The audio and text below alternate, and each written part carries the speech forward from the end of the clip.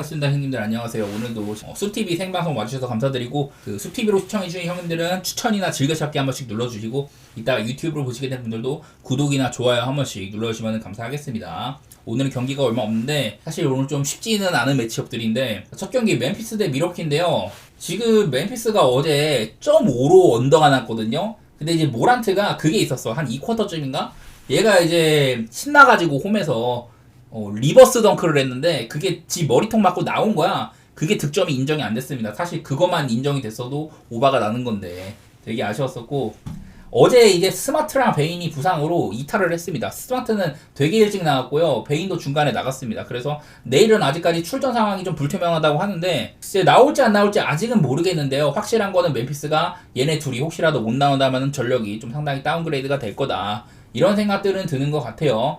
더구나 이제 작년에 멤피스가 모란트도 없고 스마트, 베인 다 결장하고 이럴 때 좀 힘을 내줬던 게 캐너드라든지 뭐 빈스 윌리엄스, GG 잭슨 이런 애들이 얘네들 부상일 때 잘해준 친구들이거든요. 이런 친구들까지 지금 부상으로 아웃인지라 가지고 멤피스가 사실 상황이 좋지가 못합니다. 대신에 그래도 이제 벤치에서 뭐 스카티 피펜 주니어나 뭐 라라비아 이런 애들이 좀 활약을 해주고 있기는 해요. 근데 일단은 모자라 보이긴 한다. 내일 멤피스가 글쎄 뭐 결장 상황이 어떻게 될지는 모르겠지만은 요즘에 분위기가 썩 좋지 않은 거는 확실한 것 같고요. 뭐 요번 시즌에 이제 제가 요번 시즌 앞두고 멤피스가 2년 전에 풀멤버일 때 홈에서의 성적이 아주 좋았다, 이런 것들을 말씀을 드렸는데 근데 멤피스가 꼬라지상으로 오늘도 브루클린한테 뭐 패배도 하고 시카고한테도 지고 이제는 멤피스의 홈 성적을 얘기할 만한 건덕지가 별로 없어요. 반대로 미러키는 홈에 비해서 원정 가면은 작년에도 13승이나 드랍을 할 정도로 원정에서 미러키가 좋지는 못했었는데 애매해요. 미러키도 지금 상태가 좋지가 못하죠. 쿤보는 맨날 잘하거든요. 쿤보는 잘하는데 대신에 릴라드가 사실 잘한 경기가 첫 경기밖에 없어. 이제 주전 다수가 빠졌던 필라델피아한테 승리한 거 말고는 지금 3연패인데 미러키도 요즘에 믿고 갈 만한 정도가 아닙니다. 외곽에서 릴라드라든지 뭐 게트주, 뭐 토린 프린스 이런 애들이 좀 해주면 모르겠는데 그 3점이 매번 잘 터지는 것도 아니고 평균적인 경기력이 그렇게 믿을 만한 정도가 아니에요 지금 미러키가. 수비적으로도 그렇고 특히나 앞선 수비 릴라드도 그렇고 게트주도 수비가 좋지 않은 선수들이어가지고 미러키 요즘에 믿고 갈 정도는 아니거든요. 한창 좋았을 때보다 주전들은 나이가 먹어가고 있고 내일도 이제 미들턴이 이 친구도 지금 빠지고 있어가지고 미러키가 경기력이 되게 좋지가 못한데, 얘네들이 작년에 만났을 때 그때는 이제 멤피스가 2번 다 이겼거든요. 근데 그때도 모란트 같은 애들 다 없었어. 멤피스의 이런 라인업이 개판이었거든요. 작년에 뭐 기억하시겠지만은 멤피스는 거의 뭐 차포상마 다 떼고 경기를 했다 그랬는데도 2번 다 미러키에서 쿤보가 출전을 했거든요. 뭐 쿤보가 못한 것도 아니었어. 그랬는데도 전부 다 멤피스가 승리를 했습니다. 그때마다 GG 잭슨이라든지 뭐 자이어 윌리엄스 이런 애들이 막 20득점 넘게 봐가지고 다른 애들도 다 잘해주고 이래가지고 멤피스가 승리를 했었는데, 그래가지고 지금 참 애매해요. 멤피스는 그리고 오늘 또 백투백인데 작년에는 2승 12패로 백투백 때 매우 약했습니다. 멤피스가 워낙에 약팀인 것도 있었었고, 근데 이제 재밌는 게 그 젠키슨 감독이 멤피스 선수들 출전 시간 관리를 되게 잘하거든요. 그러니까 잘한다기보다는 이 새끼 왜 이렇게 조금 쓰지? 막 이런 생각이 들 정도야. 막 모란트 같은 애들이나 자직주 같은 애들, 물론 이제 좀 요즘에 부상 여파가 있다지만은 30분도 안 써요. 좀 의아한데 어쨌든 멤피스는 그렇게 막 주전들을 심하게 불리지는 않는다, 이런 것들이 확인은 되고, 개인적으로는 일단 5반은 볼게요. 사실 5반은 나는 멤피스가 뭐 모란트도 일단은 있고, 모란트가 있으면 그 득점력 같은 부분에서 7점가량 플러스 되는 부분이 있다. 물론 모란트가 없을 때도 120점을 내고 그랬었습니다. 지난번 시카고전인가에서는. 어쨌든 그랬었는데 멤피스가 지금 그 페이스상으로 리그 2위예요. 아무래도 젊은 팀답게 빠르게 치고 나가는 이런 부분들도 좀 발견이 되고, 미러키는 기본적으로 일단 수비가 안 좋은 거. 릴라드가 많이 뽑아낼 때도 수비가 안 돼가지고 그만큼 까먹는 친구거든요. 그리고 또 이제 쿤보같이 상대 림을 때려박을 수 있는 확실한 득점 자원도 있다 보니까 사실 요즘에 미러키의 득점 상황이 마음에 들지는 않은데 223.5 정도의 좀 점수라면은 저는 오바 보는 게 맞겠다, 그런 생각은 들기는 하고, 승패 사이드는 아무래도 멤피스를 믿기보다는 미러키를 가는 게 맞는 것 같습니다. 이 경기가 뭐 스마트나 베인이 총출동하고 그러면은 뭐 멤피를 봐도 나쁘진 않은데 일단은 저는 밀키 사이드로 보고는 있는데요. 솔직히 말해서 이거는 승패를 가기에는 적합한 경기는 아닌 것 같기는 해요. 그 다음에 댈러스 대 휴스턴 경기. 사실 댈러스는 작년에 뭐 파이널까지 가고 좋은 팀이에요. 제가 뭐 여러 번 워싱턴이나 개포드가 영입된 이후에는 댈러스가 리그에서도 손꼽히는 승률을 자랑을 했다, 이런 얘기들을 많이 했었고, 심지어 어빈까지도 수비적인 마인드가 좋습니다. 물론 돈치치나 어빙이 수비를 열심히 한다고 해가지고 막 수준급의 수비수다 이렇게 볼 수 있는 친구들은 아닌데 그래도 댈러스는 지금 이 밸런스 자체가 상당히 좋다 이런 얘기들은 할 만한 것 같거든요. 지난번에 이제 미네소타한테 이길 때도 보면은 사실 조금 밀리다가 이 3점 슛으로 경기를 거의 뭐 뒤집다시피 했는데 스페이싱이 아주 좋고 댈러스의 이런 그 3점 같은 것도 많이 살아나고 오펜도 많이 잡고 수비가 좋아가지고 미네소타한테 역전한 데는 다 이런 좋은 내용들이 뒷받침이 됐던 거거든요. 근데 이제 휴스턴 같은 경우는 지금 가장 눈에 들어온 거는 제일런 그린의 활약입니다. 이제 휴스턴이 아무래도 전부 다 젊은 선수들인데 사실 이 팀에서 킥이 될 만한 선수, 경기를 확실히 가져오거나 득점으로 좀 격차를 확실히 벌려줄 수 있는 그런 게 부족했거든요. 그런 걸 할 수 있는 게 원래 후보군이 제일런 그린 아니면은 그 케빈 포터 주니어였는데 케포주가 워낙에 사생활이 개판이어가지고 이제 잘렸습니다. 제일런 그린이 힘을 내줘야 되는데 작년 후반기부터 제일런 그린이 활약상이 상당히 좋거든요. 이런 거 한번 보면은 뭐 올 시즌에 기본적으로 제일런 그린이 경기당 20번이 넘는 야투 시도를 해주고 있다. 평균적으로 28.8점을 내주고 있고 야투율은 솔직히 말해서 좋지는 않은데 3점 슛이 41.3%예요. 이 정도면은 경기당 20번 넘게 슛을 던져도 된다. 이런 생각은 나는 것 같습니다. 그래서 제일런 그린이 확실히 휴스턴의 고투가이로 거듭나고 있다. 이런 얘기는 해볼 만한 것 같고 벤블릭 같은 애들도 외곽 지원이나 리딩이나 이런 것들 잘해주고 있고요. 사실 센군의 초반범이 좋지는 못한데 그래도 뭐 휴스턴은 견고한 팀이고 확실한 리바운드, 오펜시브 리바운드도 잘 따고 상대보다 더 많은 야투를 쏘겠다 이런 마인드가 박혀있는 팀이거든요. 대신에 뭐 슈팅 정확도라든지 효율이 썩 좋지는 못한데 일단 뭐 생각나는 거는 기본적으로 팀의 체급. 휴스턴이 요즘에 괜찮긴 하지만은 그렇다고 아주 승리를 자주 많이 가져가는 편도 아니에요. 샌안토니오한테도 지고 샬럿한테도 지고 이런 게 휴스턴이기 때문에 기본적인 전력은 댈러스가 우위에 있다. 뭐 그렇게 봐야 될 것 같고 이게 227.5는 조금 높기는 해요. 아까 말했던 것처럼 휴스턴이 상대보다 조금 더 많은 공격 기회를 가져가고 야투율이 진짜 개판만 아니면은 어느 정도 점수를 뽑는다 이런 얘기를 할 만하기는 한데 휴스턴도 템포가 좀 느린 팀입니다. 댈러스도 어지간해서는 하프코트 오펜스를 하려고 하는 팀이기도 하고 댈러스가 작년에는 이제 트레이드 전까지는 되게 그냥 극도의 공격 일변도 팀이었는데 이제는 밸런스를 좀 갖추면서 그렇게 하고 있거든요. 그래서 일단은 언더오버는 저는 오바를 보지만은 기준점상 편하진 않다 이런 생각이고 승패도 댈러스 쪽을 보는데 이 휴스턴의 영건들이 참 이 실링이 어디까지인지 아직까지 가늠이 안 돼요. 자켓 좀 잘 풀리는 날에는 댈러스한테 비빌만도 합니다. 댈러스가 저번에 피닉스전에 아주 좀 실망스러운 경기라고 보였던 것도 있었고 일단은 저는 뭐 델마에다가 오바 그렇게 보도록 할게요. 그리고 다음 경기는 유타 대 샌안토니오 경기인데 이거는 유타에서 내일 마카넨이 빠질 수도 있습니다. 안 그래도 지금 이제 테일러 핸드릭스를 잃은 유타인데 지금 유타는 갈 길이 참 안 좋아요. 모양새가 되게 안 좋은데 기본적으로 일단 라인업 자체가 마카넨 말고는 경쟁력 있는 선수가 별로 없어요. 종종 섹스턴 같은 애들이 야투 같은 거 힘내줄 때도 있긴 하지만은 기본적으로 조지나 섹스턴은 수비가 안 좋은 애들이고 여기 해봤자 뭐 클락슨 정도 쓰니까 유타는 그 백코트가 썩 좋지는 않고 사실 이제 빅맨진도 캐슬러 뭐 마카넨 빅맨이라고 둔다면은 캐슬러 마카넨 뭐 존 콜린스 이런 애들이 주로 쓰이는데 캐슬러는 블락은 잘 찍거든요. 림 프로텍팅은 좋은데 그 외에는 사실 뭐 따라가는 수비라든지 이런 것들이 좋지가 못해.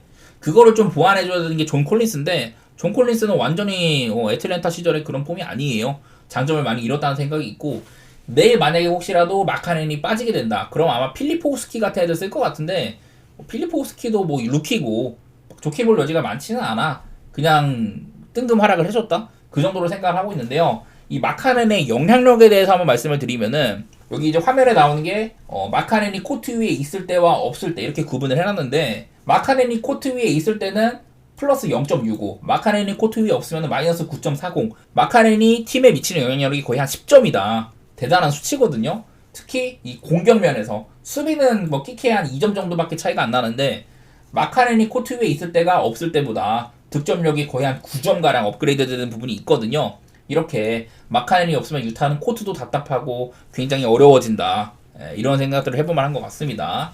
반면에 샌안토니오는 뭐 지금 트레 존스나 바셀이 결장이잖아요. 사실 작년에는 둘 다 이 주전급이라고 봐야 돼. 근데 지금은 시즌 초반에 부상으로 못 나오고 있는데 뭐 트레 존스 대신에 크리스 폴 쓰면은 뭐 어느 정도 메꿔는 집니다. 그리고 바셀도 이제 뭐 말라키 브레넌 같은 애들이 메꾸고 있고 그런데 어쨌든 샌안토니오는 뭐 웬베냐마도 있고 그리고 뭐 스테판 캐슬도 드래프트 해가지고 미래를 바라보고 있는 팀이잖아요. 근데 이제 웬베냐마가 사실 초반에 좋지는 못해. 올림픽에서 되게 잘했는데 그런 폼이 이어지지 않고 있습니다. 증량을 하기도 하고 시즌 초반에 웬베냐마는 수비적으로는 여전히 좀 단단한데 공격 면에서는 사실 솔리드하지는 않아요. 그런 것들이 아쉽고 대신에 이제 샌안토니오는 크리스폴이 오면서 사실 크리스폴 개인의 활약이 좋다 이렇게 보기는 어렵지만은 그래도 이게 소엔의 좀 짐을 좀 떨궜다는 생각이 있거든요. 작년에 이제 제레미 소엔이 얘를 막 파워포워드 체격인데 포인트 가드로도 써보고 여러 가지 키우려고 노력을 많이 했는데요. 크리스폴이 오니까 소엔이 그런 것들 할 필요가 없고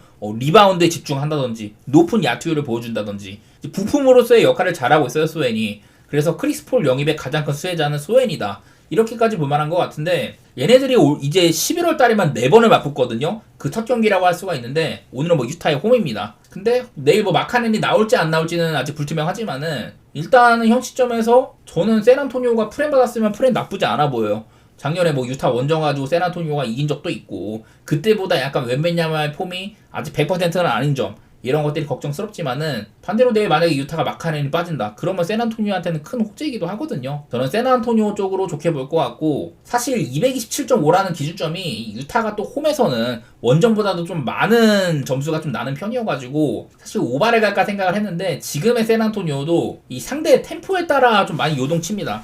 휴스턴 같이 막 템포가 빠르지 않은 애들이랑은 언더 게임도 나오고 이러고 있는 양상인데 저는 일단은 언더 쪽으로 보고 있기는 해요. 작년보다 샌안토니오가 폴이 오면서 하프코트 오펜스를 즐겨 쓰기도 하고 야투 시도라든지 이런 것들 자체가 많지가 않다. 지금 엄밀히 말하면 샌안토니오는 4경기 동안 그 110점을 넘은 적이 한 번도 없었습니다. 이긴 경기에서도 그랬었고 유타도 최근에 이제 한 번 개막전 때 124점을 뽑은 거 말고는 86점, 102점, 96점 이 모양 이 꼴이거든요. 그 중에 2번은 홈이기도 했었고 저는 언더, 샌안토니오 프렌 이런 쪽으로 보도록 하겠습니다. 그리고 다음 경기는 클리퍼스 대 피닉스 경기인데 클리퍼스는 일단 백투백이에요. 지금 안 그래도 카와이가 없어가지고 하든 혼자 많은 것들을 해야 되는데 오늘 포틀랜드한테 클리퍼스가 패배를 했잖아요. 저는 어쨌든 이 포틀랜드가 클리퍼스를 이겨먹으려면은 많은 조건들이 따른다. 제라미 그랜트가 잘해야 되고 아브디아도 평균 이상 해야 되고 사이먼스도 터줘야 되고 벤치에서 스쿠네더슨도 힘내줘야 되고 에이튼도 밥값 해야 된다. 여러 가지 이런 조건들이 많이 딸린다고 했는데 근데 이겨먹었어요.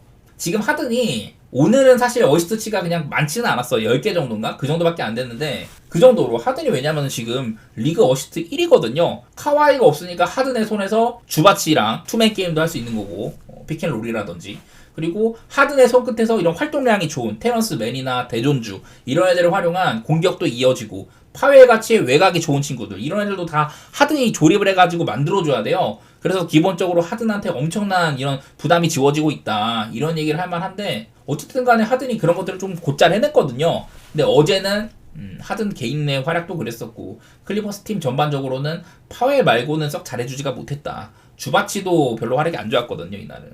그래서 이런 스페이싱이라든지 수비 에너지 그런 것들이 돋보이는 클리퍼스 그리고 피닉스는 아무래도 라인업 자체가 부커, 빌, 듀란트 탤런트 농구라고 할 수가 있어요. 얘네들은 야투가 폭발하면 못 막는 애들이니까 작년에도 얘네가 한창 잘 풀릴 때는 리그 야투율이 55%로 1위인 구간도 막 있었거든요. 일단은 그런 매치업이라고 할 수가 있는데 지금 피닉스가 작년보다도 수비가 훨씬 좋아졌습니다. 특히 벤치 구간이 지금 제가 맨날 얘기하는 게 피닉스는 이 스타터 구간에서는 사실 이 수비적으로 좋다고 말할 수가 없거든요.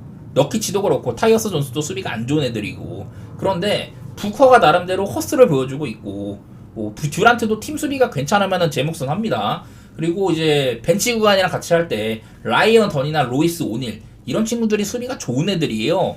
그래서 피닉스는 특히 좀 벤치랑 몇몇 주전 자원들이 섞일 때 그때 경기력이 확 올라오거든요. 그것들이 과연 클리퍼스의 에너지랑 경쟁이 되겠냐? 저는 나름대로 우위에 있다고 생각이 듭니다. 이거는 피닉스가 경기 운영을 인게임에서 어떻게 해나가냐 그런 것들이 관건인데 저는 맨날 말하지만 부데놀저 감독은 좋은 감독이라고 생각을 하거든요. 그런 것들을 보여주고 있기도 하고 클리퍼스가 어제도 사실 뭐 나름대로 좀 하든 같은 애들이 출전 시간도 많았었고 백투백이니까 막 쉽지는 않을 것 같아. 저는 한번 피닉스 사이드에다가 언더 그렇게 보도록 하겠습니다. 이거는 클리퍼스가 얘네들도 한번 막 터지고 상대랑 막 계속 너 죽고 나 죽자 이런 식으로 하면 오바가 날 수도 있는 애들이에요. 작년에도 3점 같은 거 막 터지면은 금방금방 오바되고 이랬었는데 그런 그림들이 사실 지금 많지는 않습니다. 그래서 일단은 저는 언더 보는 거는 일단 템포가 조금 느린 점 그거 생각도 나고 오늘 전반적으로 NBA가 매치업들이 되게 어렵다는 생각이 많이 있어요. 첫 경기 제노아 대 피오렌티나 경기인데 이거는 되게 분위기가 상반되어 있는 것 같아요.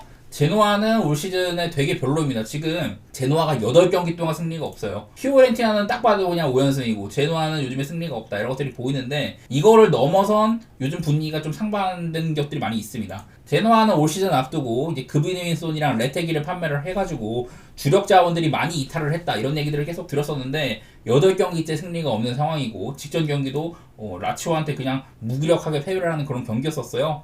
반면에 피오렌티나는 바로 직전 경기 때는 홈에서 로마를 개패기도 하고 그전에는 레체한테 6대0 내고 원정에서도 요즘에는 뭐 유로파 리그까지 해서 유로파 컨퍼런스 리그까지 해가지고 피오렌티나는 분위기가 정말 좋아요. 이게 그 피오렌티나 감독이 라파엘레 팔라디노라고 옛날에 유벤투스 유망주 출신인데 감독으로 꽤 괜찮습니다. 지난 시즌에 몬자에서 중위권 치고는 꽤나 괜찮은 경기라고 보였었고 지금 뭐 피오렌티나 요즘에 공격력이 상당히 좋다 이런 얘기를 많이 했는데 이 팔라디노 개인으로도 로마전을 두고 본인의 경력에서 가장 아름다운 경기였다 뭐 이런 얘기까지 하더라고요. 제가 여러 번 말했던 건 이 피오렌티나가 지금 그 선수 선발 가운데 직전 경기를 보면은 이거도 이 라인업 중에서 영입생들이 진짜 많아요. 여기서 해봤자 라니엘이나 뭐 코무조 도도 이렇게 한 3명 정도를 빼고 나머지 8명이 전부 영입생이거든요.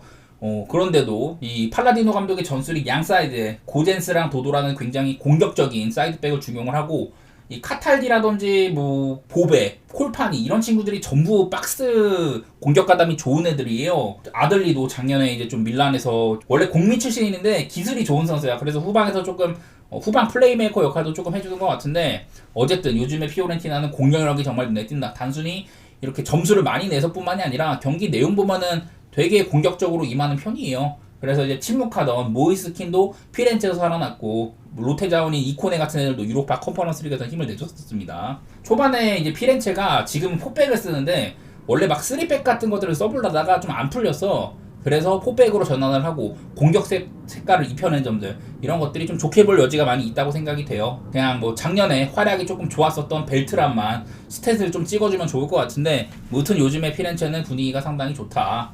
제노아는 단순히 아까 봤던 이런 최근에 제노아가 요즘에 이렇게 분위기가 안 좋은 거를 넘어서 워낙에 또 센 팀도 만났어. 라치오 만나고 뭐 볼로냐도 사실 이것도 질만한 경기였는데 그나마 볼로냐가 2대0을 앞서다가 제노아가 2대1을 맞추긴 했습니다만은 아탈란타, 유벤투스, 지역 라이벌 삼프도리아 이렇게 좀 어려운 애들이 계속 만났었어요. 이런 점들이 좀 눈에 들어오더라.